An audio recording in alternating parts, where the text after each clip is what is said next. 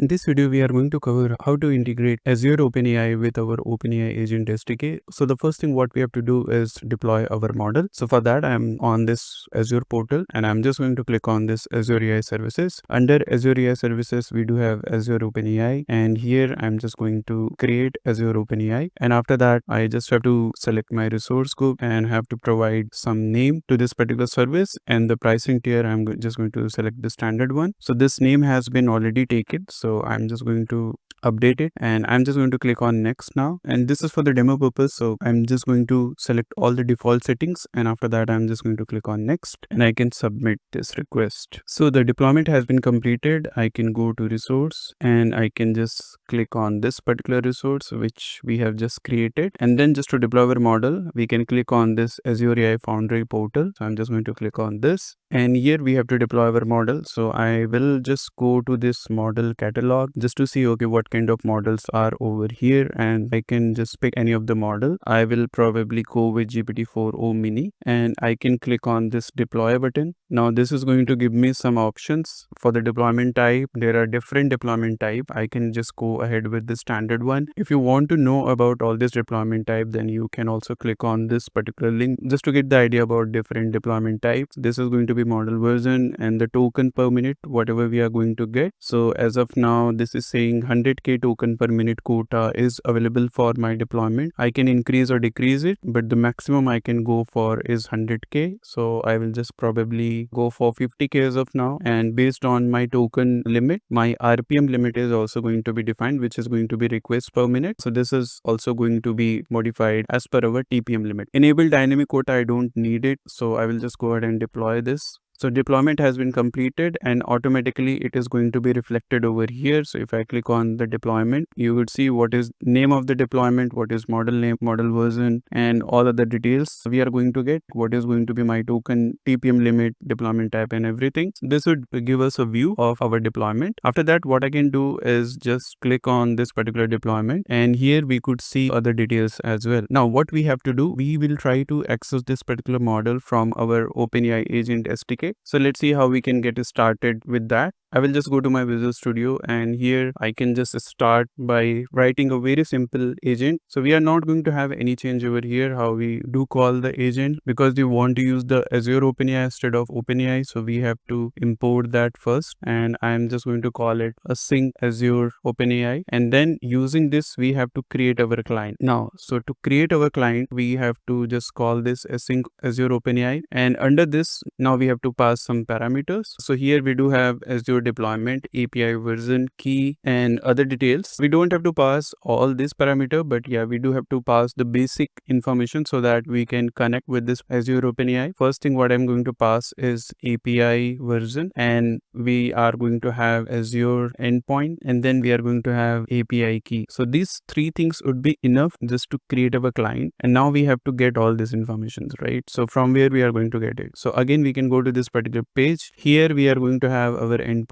So I'm just going to take it from here, and I can just paste it over here. So this would be our endpoint. After that, we have to pass our API version, and API version is something which I can take it from this sample code. So I will just take this API version and then put it over here, and then we have to pass our key. So I can put that key in the environment file, and here what I can say OpenAI API key. Now this is different from your OpenAI API key. This particular key also we have to take it from the Azure portal itself, and you can see okay, we do have API key over here. What I can do is I can just take it from here and just go in my environment file and paste it over here, and I can retrieve it from my environment file. First I have to import OS, and then I have to import this particular method to load our environment file. This is going to help us to load the values from our environment file, and now I can just go ahead and retrieve that particular key. So this is going to be os.getEnv, and then we just have to pass Azure OpenAI API key. Now we can just pass this particular key over here, and this would create our client. Now once our client is created, how we are going to pass to to our agent. So let's try to create one sample agent in this case, and we can just give the name and instructions, and this is going to be my instruction, what we want like this agent to do. And now actually we have to pass our model. So to pass our model, first of all, we have to import another method, and that is going to be OpenAI chat completion model. And under this, then we can pass our client end model. Once you import this OpenAI chat completion model, under this you can see there are two options. One, we can pass the model, and another is we can pass the OpenAI client. So client, we have already created it, so I will just go ahead with the client and I can pass it over here. Second thing is the model name, and when we deal with Azure OpenAI, under this model name we have to pass a deployment name, not actually the model name. So in this case you could see, so this is going to be your deployment name. In this case, like it's same, but you can also give some other name over here just to segregate it out with the model name. This is our deployment name and this is our model name.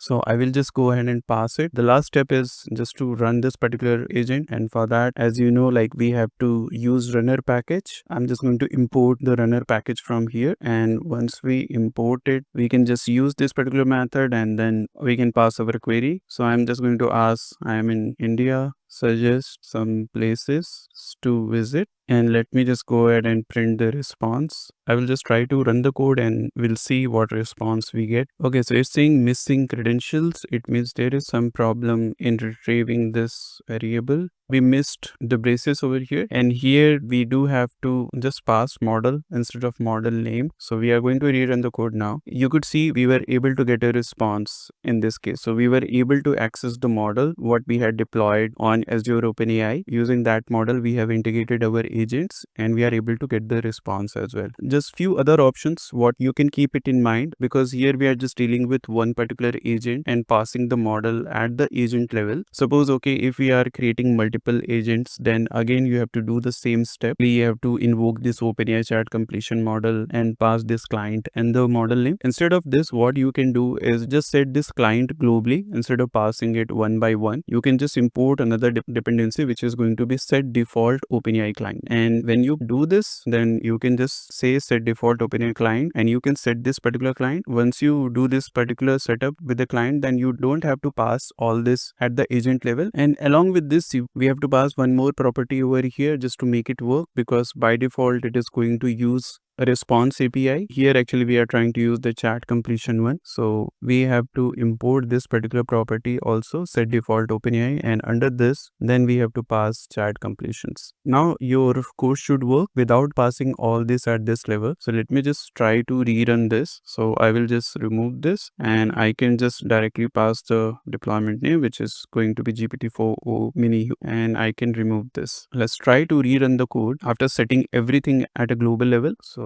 I will just rerun the code. Okay, so you could see like we have got a response over here, but on top of that we are also getting this kind of error, which is non-fatal error. So it's not going to break your code, but it's just saying like incorrect API key provided for tracing. And why this is happening, because here when we are using this particular option, we explored, okay, there was one option for use for tracing, right? So what exactly happened when the default value is true? So what it will try to do, it will take this Azure OpenAI API key which we have provided and it will try to use it for tracing. For sure, actually that is going to be invalid key for OpenAI API platform. So there are two options for that. One option is we can just go ahead and use this use for tracing and we can just make it false. In this case, what would happen, it will use the OpenAI API key for the tracing. So if you have your OpenAI API key set up anywhere, like in my case it has been set up in the environment variable, so it will just take it from there and then use it for tracing. Other option what you will have, just disable the tracing altogether. So in that case your information is not going to go to OpenAI platform for the tracing. So you can either use this particular option or can just go ahead and import another package, set tracing disabled, and we can just use it directly over here. So let me just try to run the code with both options. So first we are going to run it with this use for tracing. So let me just rerun the code.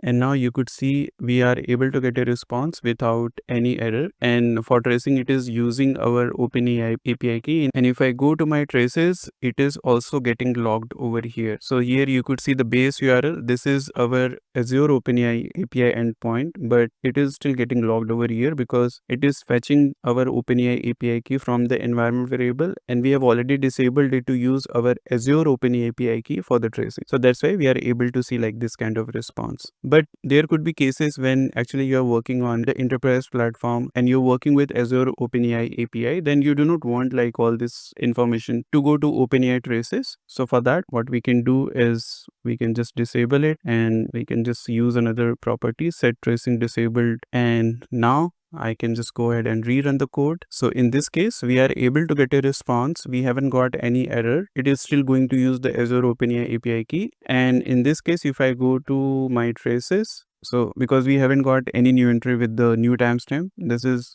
still the old timestamp which is getting reflected over here. So these are the different options which you can explore, and that is how actually you can integrate Azure OpenAI with your OpenAI Agent SDK. So that's all what we have in this video. Thank you for watching.